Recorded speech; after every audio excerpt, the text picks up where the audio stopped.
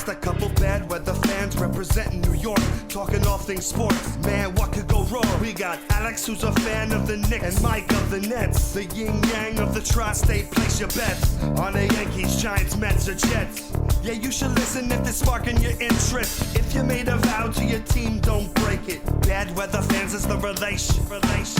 That's right, this Bad Weather Fans, episode number 270. Mike Seglia, Alex Benesowitz, and the NBA Finals is still going on. 3-2 series lead as we record this in the morning. Thunder up on the Pacers, who have a chance to close out the series tomorrow on Thursday. Meanwhile, the NBA draft is around the corner, NBA free agency. Although apparently we're allowed to do trades during the finals. Even teams in the finals can do trades, which was all news to me. Alex, good morning. How are you doing? I'm doing well. It's Wednesday, June 18th, as we're recording this, and the draft is in 7 days. Can't wait. Today, the 25th.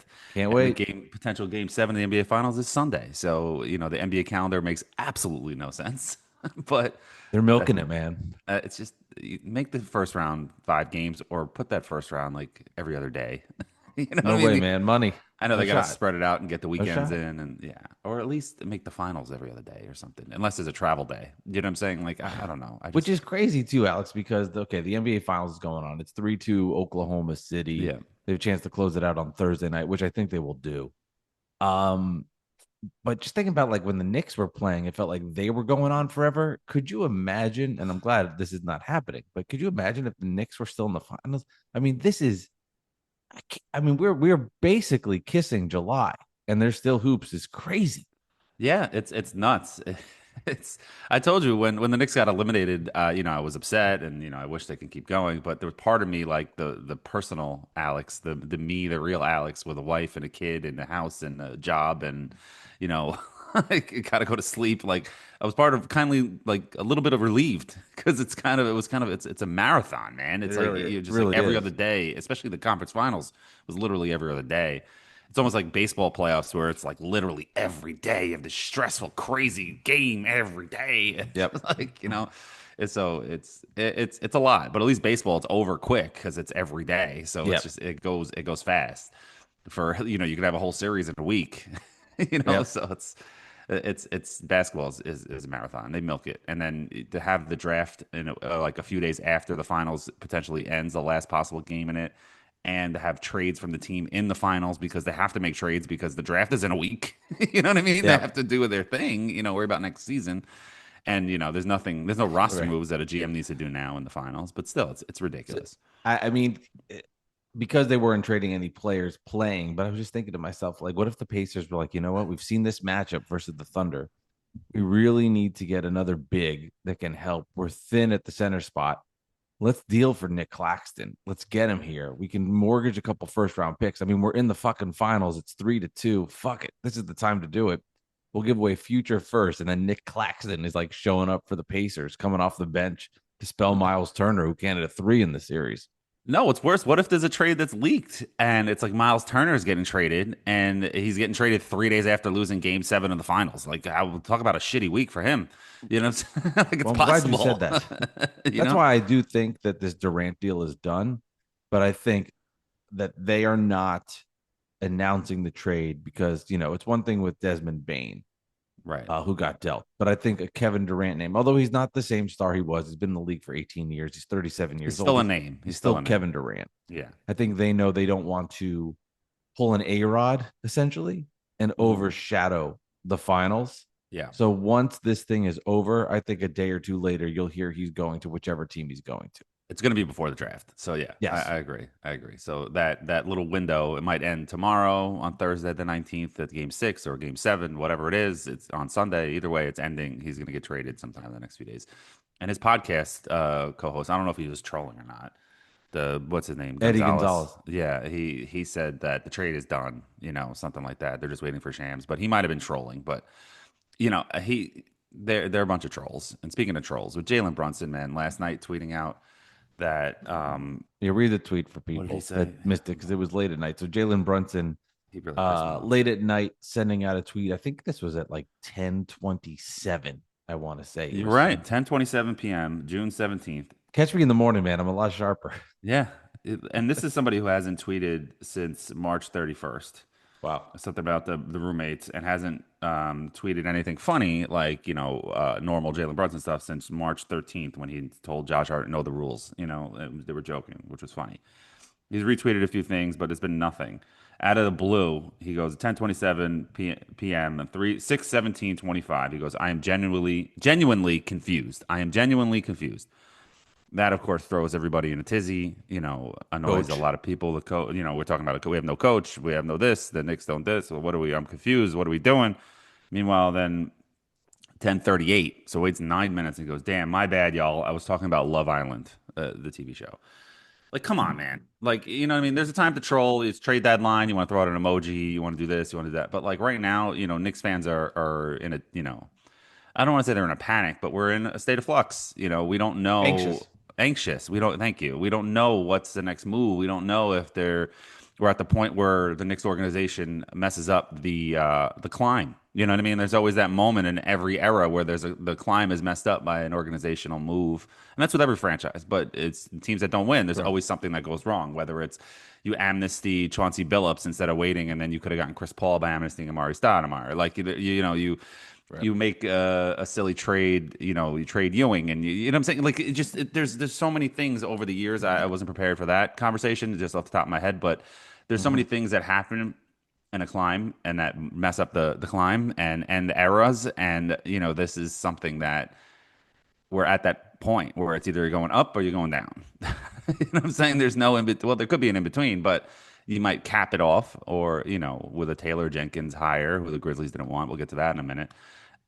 Or you're it's just it's not the time, man. That's all. Yeah, no, I'm rambling. I think that's Jalen's sense of humor. That's the But it's roommate. not funny right now. It's just not funny right now. Well, that's Yeah. just how they've been. They've been consistent. They like to troll people. I mean, Josh Hart clearly likes to do it. I mean, he's a fan of it. They even talked about it on the Roommates podcast where he is a troll. If you get him talking about football, he'll do it. But to the Jalen thing, cares about yeah, that. he knew he knows he has the captive audience. And I give him credit. He only did it 9 minutes later. It's not like he waited, 2 days and really created suspense. Well, he was probably getting spammed, and probably somebody reached out to him and was like, "Dude, what are you doing, man?" Just and then he's like, "Yeah, my bad. I'm sorry. I'll end it now." Like, this is not funny. Like, the only reason I don't think it's funny it's because the players in the locker room got him helped to get him fired.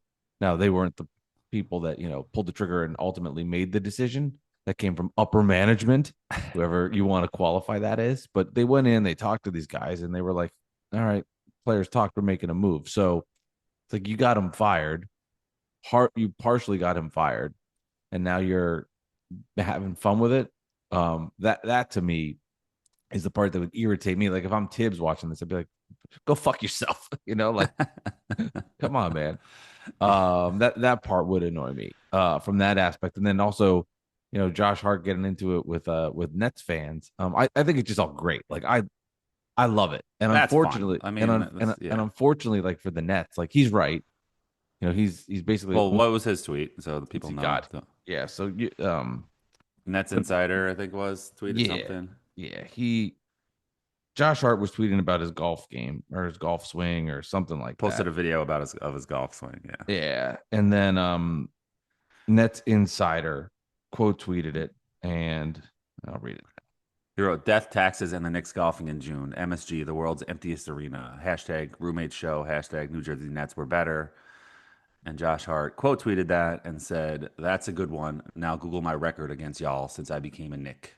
Right, which is fair. Like he's 10 and but 0. but I think what's that? Which is 10-0. Right, which is they've destroyed the Nets. But I think to Nets Insider's credit, he got under his skin, and made him quote tweet because I'm sure Josh is getting blasted with tweets with jokes. And, I mean, you're posting yourself golfing. You might as well post yourself in Cancun. You know what I'm saying? Yeah, like, right. And he got the jokes. Yeah. But I think it's great. It's fun. Like the Nets, which we'll talk about, are now in. It's a huge week for them. Like the biggest in the organization in forever. Like this is a monster week for the team. Could set the foundation for what's going to happen for the next decade, and I mean that. It's true. But it's just such a relief to be like Knicks fans are fighting with Net fans, and I'm just like, this is great. It's not conversations about like how do we make an adjustment against Pascal Siakam when he's in the low post. Like, do you double? Do you not? Like, I'm just happy to have these conversations and not ones that actually tangibly matter for the organization. And they are looking for a coach, Alex. And a week later, here we are, still with nothing. And it looks like this could drag on for a bit. Been 2 weeks, right? It's been, well, they fired Tibbs I mean, since we on, last recorded, which I right, guess has right. been a week, which was a Wednesday night. So when It's did been a they week fire? since They we fired recorded. Tibbs on the 6th, right? June 6th, I believe, that Friday. Okay. And it's been a week and a half, and they've had no interviews, but they've reached out to every team in the NBA and asked if they can interview their coach. And that's not funny, but it's true. And that's not a troll. That's not a media spin by some Knicks fans saying, "Look at the media spin." You know, it's not. They're literally just reporting the news and the absurdity of the news. And you know Yeah, it's me, crazy. I'm one to be like, the media is out to get the Knicks, and like this is not one of those situations. They literally are just saying how ridiculous this is because it Yeah. is. Yeah. And the fact that it gets out shows the kinds of relationships the Knicks have with other teams around the NBA. They're not protecting the Knicks No. reputation. They, everybody hates the Knicks and Dolan and whatever, but we Right. knew that.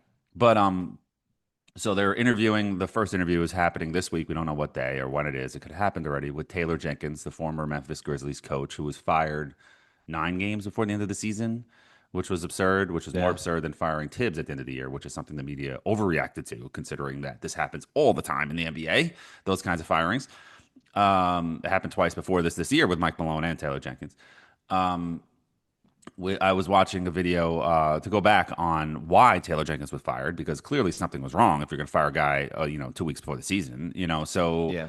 Molly Morrison, the biggest Grizzlies fan on Twitter, she put out a video when it was fired explaining it, and basically he was, saying his decisions at the end of games were a little absurd, relying on Dylan Brooks in big moments, and he literally shot them out of games, the play-in game and other games. And Grizzlies fans love Dylan Brooks, but he was basically their Josh Hart is my connection. Yeah, exactly. And then there were times where he would bring John Morant back into games where the game was out of hand and it was already 11-point game or whatever the amount was. Like, what are we doing? There were lack of adjustments, lack of a plan, and it just sounds like Tibbs 2.0. Yeah, well, maybe And it everybody is. says so. You're not going to get a coach that you actually want when they're unemployed for a reason. You know what I'm saying? Unless they quit and they've been out of the league for a little while. But Right. he is young. He could turn it around in a second spot, and he did win a lot of games with the Grizzlies. But one thing that Molly also said was, did they win because they have so much talent, or did they Right. win because of the coach? Which feels like Tibbs in the Knicks. So, Mike, go ahead. Yeah, I don't think there's just great answers out there. Now, it doesn't mean that he won't. For example, if Jenkins got hired or Mike Brown got hired, it doesn't mean they'd come to the Knicks and they might work. I mean, there's no doubt about it. There's that could definitely work. I think the problem is, I think the Knicks kind of got stuck in a weird way because they were at this spot where, and you can make the argument, right? Like Tibbs ran its course. Now you got to the Eastern Conference Finals, the best record they've had in 127 years, yada yada yada, all of that stuff. Why would you fire a coach when they got that far into the Eastern Conference Finals and were 2 games away from winning a championship? The fluky game one, all that stuff. But the other problem is, you take the other side of the argument. Well, Tibbs at this stage didn't make those smart adjustments, got out coached at the highest time, isn't built for the Eastern Conference Finals type moments. We give him all the credit in the world, but we get to this spot, we need to make a change. You could have that argument. Here's the problem with all of it. There's no better replacement out there. And you also feel like he can't make the right moves in the big spot. So either you just keep him and everything's status quo and there's no drama and it is what it is. You go into next season and you continue down that path. You get to the playoff spot. We'll see what happens. Or you make this move and you take a risk. But there was no better replacements out there. And that's where I think the Knicks ultimately failed as an organization was, we fired Tibbs and we want to do it. But that we just fired him to fire him and we're going to hire somebody new.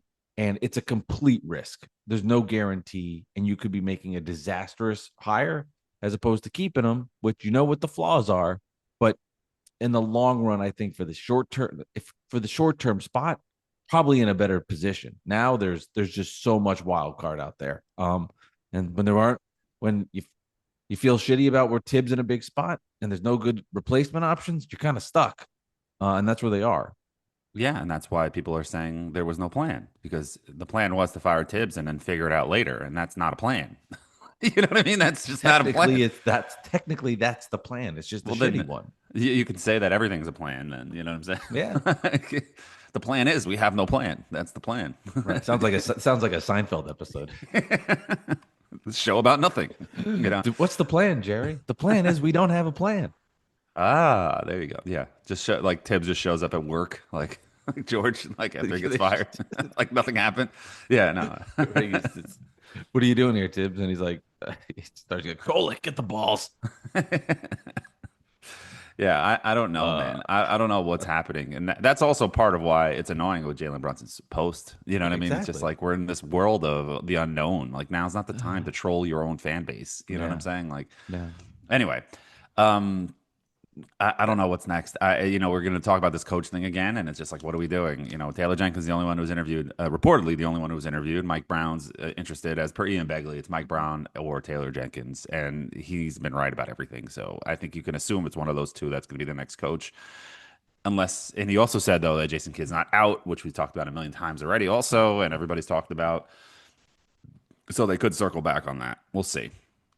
Last thing I'll say about this, then I want to get to the Nets and we'll talk about them entering the draft. That's why I was like, Yeah, hire somebody like Johnny Bryant, a fresh young mind. I right. And think you this never know. idea, Yeah, yeah, yeah. I think this idea that you need to have, and I talked about this before, that you need to have head coaching experience to be an NBA head coach is completely overrated. To me, like I said before, the experience of just being in the league and seeing a lot of things and having connections to me has more value.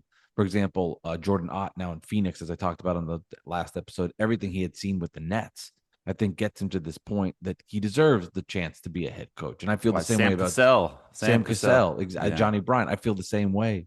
That now I'm not saying like, for example, is he the best guy to retool a whole organization? Maybe not. But I think it's overrated that you had to have like good experience and bad experience. Like on Taylor Jenkins' resume, he's got this black eye of what happened with him in Memphis. Johnny Bryant has nothing negative on his resume as a head coach. Um, to go with, like you look at what happened in Memphis, you go, it's kind of a shitty spot. Like what happened there?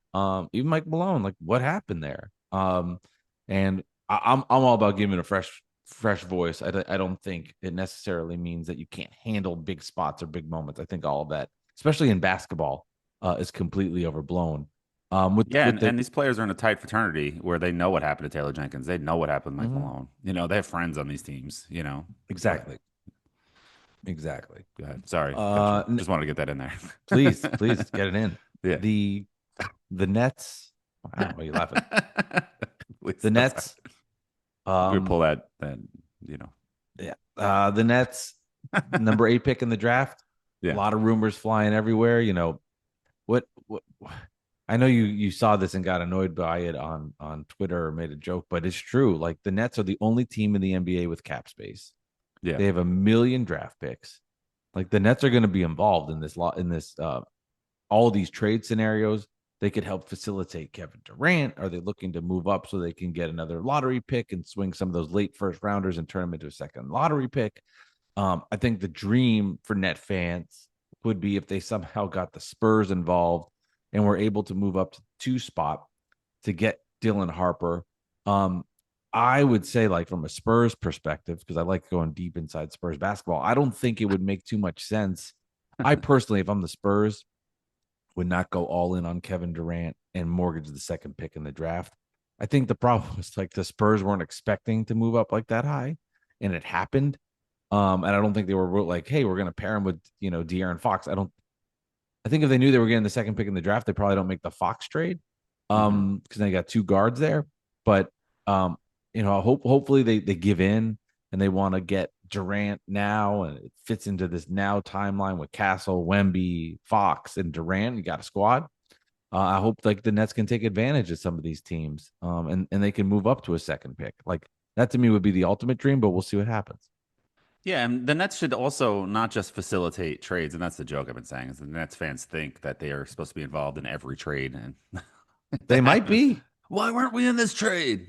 But it's funny to me. That's all. It was just a fun little point. I know you were joking. But what the Nets should do is, yeah, use that cap space for to facilitate trades, of course, and get some picks and this and that, and take on a player. But you can also just sign some really good players that are out there that nobody else can just sign outright. Like I know you don't love these guys, but like Tim Hardaway Jr. is a player.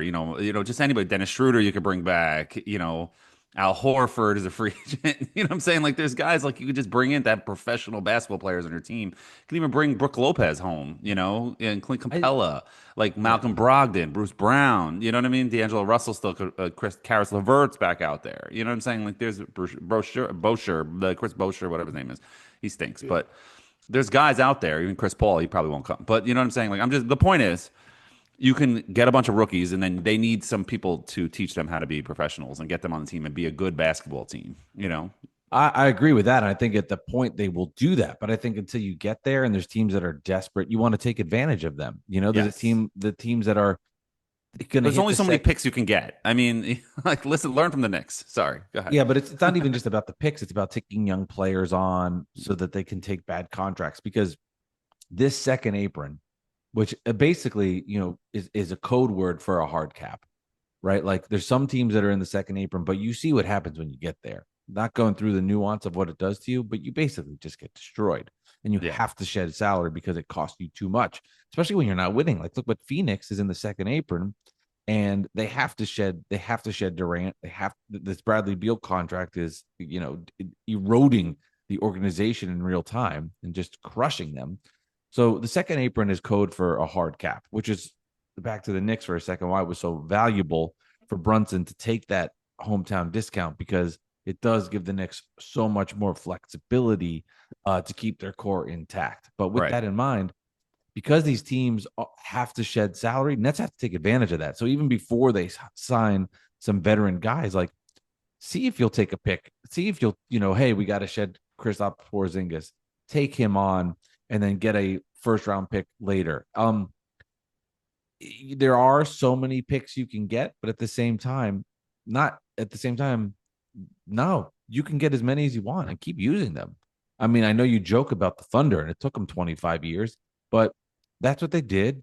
They eventually got to a place now where they're going to have a long-term, I want to say dynasty, but a team that's going to be in contention every single year because of the young nucleus. Like, keep doing it, man. Keep doing it. Keep adding assets, and then you keep drafting players and try to put a core together. Only 17 years. It took Presti only 17 years to build the championship team with the Thunder, man. It's a great job. Yeah, but he's done a good job. 17 years, man. Well, how long has Sean Marks been there? So you're almost 12. there. You're almost at 17. You got another 5, and but the thing, we got to look at the rebuild when it started for Presti. To be fair, it started with the Sonics. He luckily got the second pick and not the first pick, and got Kevin Durant. So genius Presti there got Kevin Durant and not Greg Oden. I know you don't like to give the guy credit, but the team is one win away from the NBA Finals, and they're going to start winning. He lost Kevin Durant, who left him. Then he was able to trade James Harden. Well, he traded James Harden too soon and blew that run, and then they was able to trade Melo. That was a dumb trade to get Melo first, and then he was able to trade guys like Melo. He was able to trade Paul George, who decided to come because of Russell Westbrook. Then he was able to trade Russell Westbrook. He was able to keep trading all of these Hall of Fame level players for SGA. I know, but like he also got a haul of picks on top of that, right? Because he saw a desperate owner in with the Clippers who needed like names because he was trying to take over from the Lakers and take over the town from the Lakers and make like a Steve Cohen for the Mets. And I get it, but at the same time, like you're 17 years with no championships. I mean, you can't tell me that he's some genius GM when you have no championships. I mean, like, come on, that's all I'm saying. There's not many GMs that have titles. So, but 17 years, dude, that's like there's a 21-year-old fan of the NBA that has known nothing besides Sam Presti being the GM of the Thunder, and they have never won a championship. I'm just saying, since only the second finals appearance, the reset that they've done, once they've moved on in the rebuild, it's taken. But how many resets does he get? Well, you know what I'm saying? Like he's gotten 3. I mean, this team is a 1 win away from an NBA title, so they made the right decision. And look at their young core; they're all young now. Things change fast in this league. They're going to get hit by those aprons, though, and they're going to get hit 3 years. when they have to start paying everybody. Which They're which gonna have to comes trade back to Hartenstein. Yeah, why, yeah. which is why, this is the new NBA. And I think the second apron thing eventually is going to go away because I have a theory Right. now after watching it for a little bit. You see, the NBA has parity, right? Like, how many teams can win an NBA championship when you go into each season? It's because there's no true dynasties. You can't keep all these guys because it costs you too much money. And eventually, when the NBA sees its ratings getting sucked down the drain because players are moving too much, and as much as everybody hates dynasties, it's good for the NBA. It is. That's what. So once you see like the Celtics have to move on, the Thunder have to move on, and these windows close so fast, and the ratings get crushed for it, this whole system is going to change, and it's all going to be based on money. And I think I don't know how many years it's going to take, but 10 years from now, all of the CBA is going to be like, we completely fucked up. I get it. It gives more balance to the league, and there's competitive balance, and other teams can win. But I'm telling you, our NBA Finals ratings stink. Our playoffs stink. We got to change it so we can create more super dynasties and have teams like the Warriors and the Bulls that we can hate. Yeah, you got to have one team like that's able to hold on. You know what I mean? You got to have some kind of. You Yeah. can't have the whole league just be open like this. I mean, it's fun because any team can win any year, and that's what the NFL has been because like any team can win every year. Like there's rarely a dynasty, but lately there has been with the Chiefs because you have like one Right. guy and one team. You know what I'm saying? So you have that But hated team. You know, so I would even disagree. Like you look at the history of the NFL, yes, there's some parity where different teams can sneak in and make runs, but I mean, it's right. dynasties. It's been the Cowboys, the Chiefs, 49ers, the Chiefs, the Patriots, Patriots. the Yeah, no, I Giants get had a it. couple. I Yeah, mean, the Eagles, like they're always there now. I mean, right, they're the NFC team. It's the Eagles. They're in the Super Bowl, right. winning the Super Bowl, or deep in the playoffs. Obviously, things change. Like Washington is now a good football team, Mhm. which good for them. They got out of the doldrums, but the football really doesn't have it. Once you get a Right. good quarterback, Well, like the Buccaneers stole a kind of good. championship. You have all these other teams that still, you know what I mean? You can the Eagles get a championship. You know what I mean? It happens throughout the history of the NFL where they, the Giants won those two against the Patriots and like you were saying, but like and the Yeah, two others before that. But it's the same three teams in the AFC each year. oh This yeah. is the it's the It's a Chiefs, perception. You're the right. You're right. Yeah, Bills, yeah. the You're right. Ravens, and then the Steelers are just don't have the quarterback. It's the same Well, now they fucking do, right? thing. Now they have Aaron Well, Rodgers, bro. I don't Now, know about yeah, that, but you I'm know what I'm kidding. saying, right? It's the same Yeah. thing. No, The I get it. I NFC get is it. wide open. It's really difficult.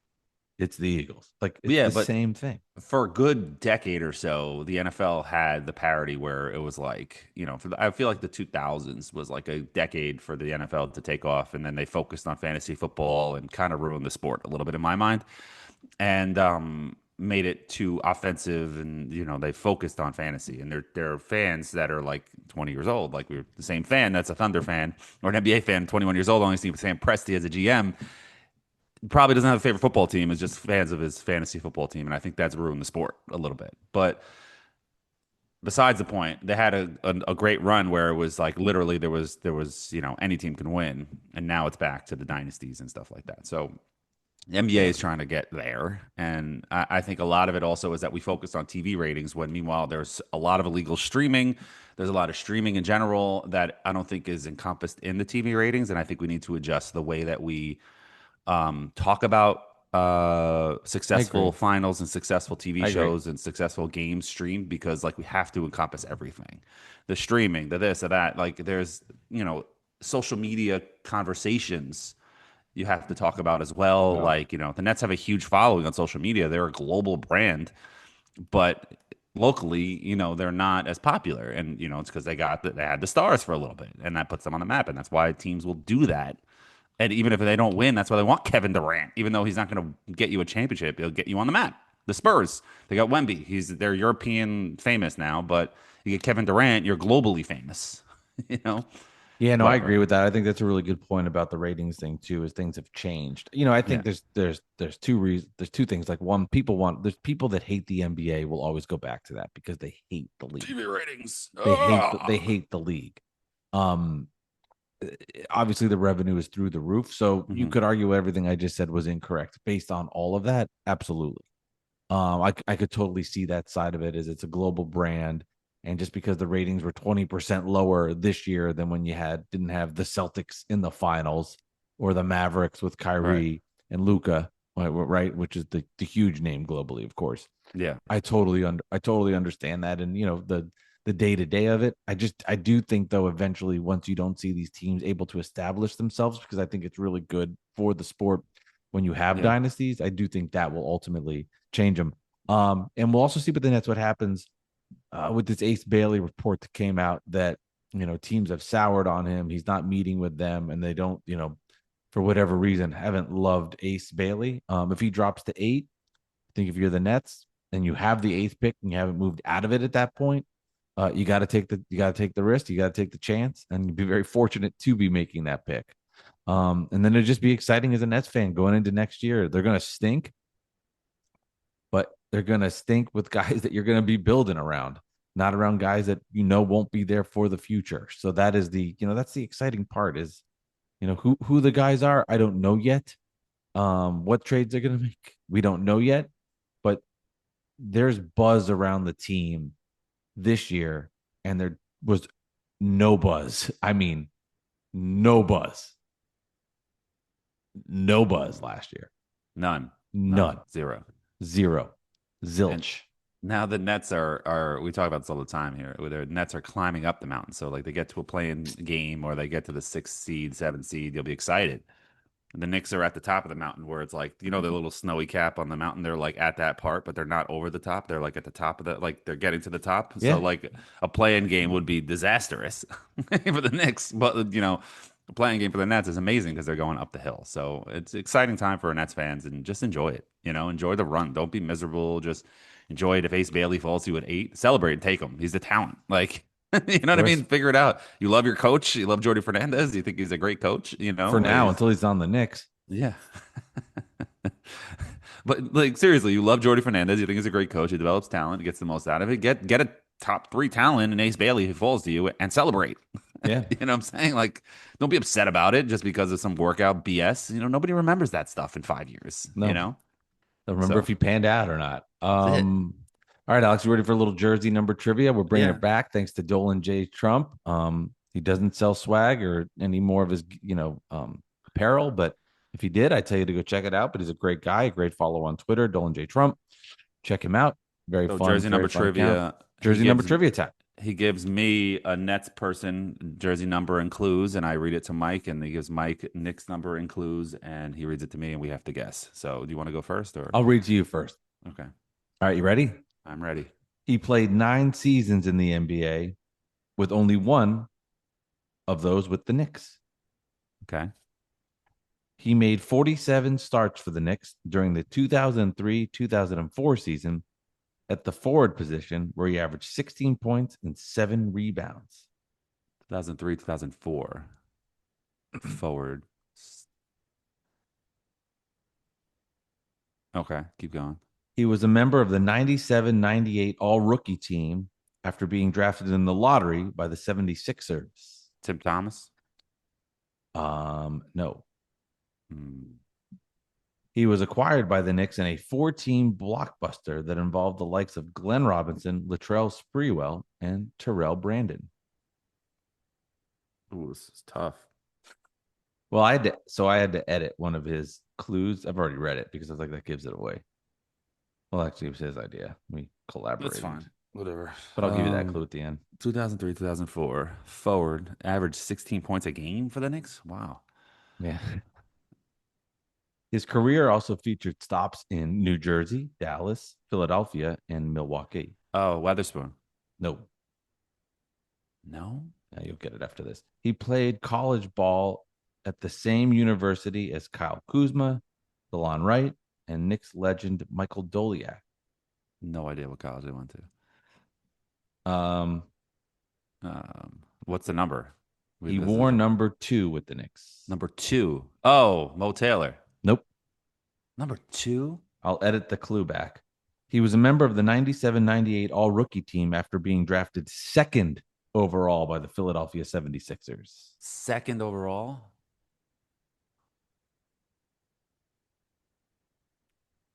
Wow. I'll give you another clue. When I read that clue is when I got it. Yeah, well, you're a draft guy, yeah. But 96, 97, I should know. That's like the wheelhouse. But yeah, so he was drafted in 97 because he was in the 97-98 All-Rookie team. Drafted by the Sixers? Mm-hmm. He played forward for the Knicks Yeah. in 0304. Why am I thinking of like Penny Hardaway, but it's not him. No, he was Like, drafted and he's not a not by forward. Yeah, by the Magic. But I know there were trades I and guess stuff, so I didn't technically know he if was it was drafted by the Warriors, right. Like that's what I'm which is saying. a I know little it was clue, trades. Not to think about that. He was drafted by the Sixers.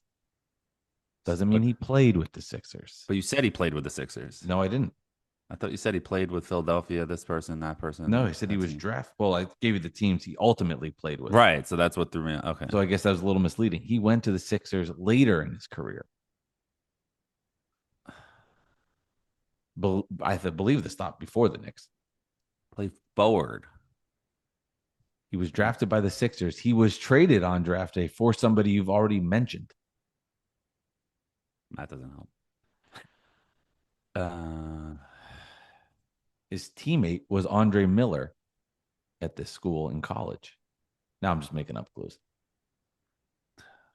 Oh man, this is gonna bother me. All right, we'll go to me. You read to me, and you'll keep thinking. No, So just give me the answer. no. What is it? I want to keep it lingering. You read to me now. I'm changing the rules on the fly. Damn, it's killing me. Now I just And I then, can't focus. It's really pissing me off that I don't Good. know it. No, 304. Yeah, I'm enjoying it. So Number two read pick in the the clue. draft. I did not know that. Yeah, I don't know. Well, let's now embarrass me. Get your phone. All right, this one you'll get. Hair's nuts. Okay, so we'll go back to mine. Lucius Harris. Done. You got it. No, I'm just kidding. Okay. He played. You'll know it by the number, so I'm gonna hold on to the number. You'll know I don't know any numbers now, which is the funny part. Yeah, he played 8 years in the NBA with only one of those seasons in New Jersey. 8 years in the NBA, 1 season in New Jersey. So he went similar track with the clues here. I like it. Mm-hmm. Good job, Dolan. Yeah, he made 31 starts at center during the 96-97 season after being acquired mid-year and averaged 5 points and 9 rebounds. All right. So say that again, 96, 97. Yeah, after being acquired mid-year and averaged 5 and 9. So mid-year, he averaged 5 and 9 and 96, 97. There's no way Sean Bradley averaged only 5 points a game. No, not him. He was a member of the 94-95 All-Rookie team after being drafted 9th overall by the Celtics. Oh man, now I'm blanking. We're out of practice. Yeah, we're out of practice. Yeah. So he was the 94-95 by the Celtics. Wait, he's not a. Did you say what position he is? Center. A center. Oh, it's Eric Montross. Yeah, got it. Rest in peace. Yeah, he played college ball in the ACC at the same university as Sean May, Raymond Felton, and Vince Carter. He was acquired by the Nets in a blockbuster deal that also brought Sam Costello. I think he meant Sam Cassell. I think so. Jim Jackson and Chris Gatling to New Jersey, and he wore number 00. Yeah, The 00 you would have gotten it. That's why. No, I got it with Montross. Yeah, that was a good one. All right, so now for me, I really have no idea. You want to hear it? I don't. Let me just tell you because now I got to go. Okay, go ahead. Keith Van Horn. Did he even say the Nets as one of the teams he was on? He said New Jersey. Oh, they played in New Jersey. I missed that. I mean, so, if I would have heard before the Nets were in Brooklyn, they were in Jersey, Alex. Yes, thank you. No, I missed that point. I didn't hear Nets. I heard like Sixers, this team, that team, and whatever, and I was just like dealt for Tim Thomas on draft night, the 7th pick, the 2nd pick. They got swapped. And I also forgot a bunch of other assets. Keith Van Horn was drafted that high. Oh, he was great. I know he was awesome, but like I just didn't remember. It was number 1 Utah, that year. Right? He went to Utah. Yeah. Yeah. It was number 1 that year. No, Iverson. Tim Duncan. Tim Duncan. When was Iverson? The next year? The year before? The year before. Yeah. Got it. Yeah, that was when college basketball was fun. Guys stayed in school a couple years. 96 draft was insane. You learned who players were. Yeah. You know what I mean? There wasn't a lot of European players, so you actually knew who was coming out of the draft, Crazy. Yeah. All right. That's been Bad Weather Fans, episode number 270. Next week, Alex, I guess we'll be recording post. We'll do it after the draft. Yeah, and shout out to my boy Jason who wore Keith Van Horn to play basketball last week. He listens to the podcast. Yeah, what's up, Jason? If you got it this far, you're a true fan. Yeah. Of the podcast. Yep. All right. This has been Bad Weather Fans, Alex, episode 270. We'll talk to you later. All right. Later.